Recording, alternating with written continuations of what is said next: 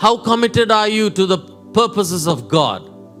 Because purposes of God cannot be done without prayer. Prayer must be the first priority. Number two, you got to live for the purposes. You got to train, equip yourself.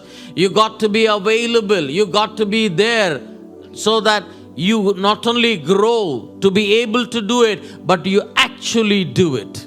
Because the scores of Christians we meet around, if many don't live for the Lord, at least majority among them, those who are there, they live for the Lord. They have no problem to surrender their life to Jesus.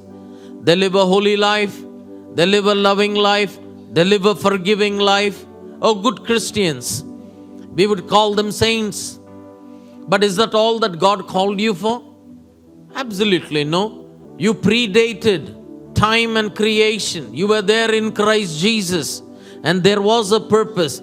How much do you live for the purposes of God? They say the 3 T's, your time, talent, and treasure, should not only be surrendered to the Lord, it should be used for the purposes of God. I pray that every one of us here, we would walk out from here saying, God, I'm going to walk worthy of you, but I'm going to begin with that, but not end with that.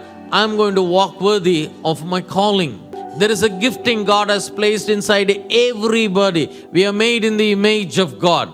That one thing is enough for me to believe that God has placed a specific gifting in you. But I want to surrender my life today as much to the purposes of God as much to the person of Jesus.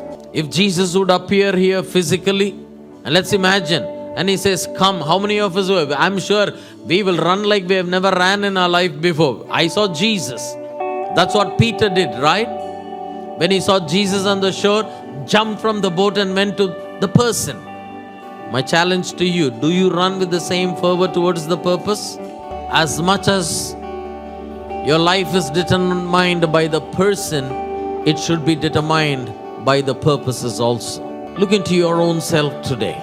In that private, secret moment, when none sees and hears you, when none holds you accountable, where sinning is easier, saying no is difficult, do we make decisions because we want to walk worthy of God?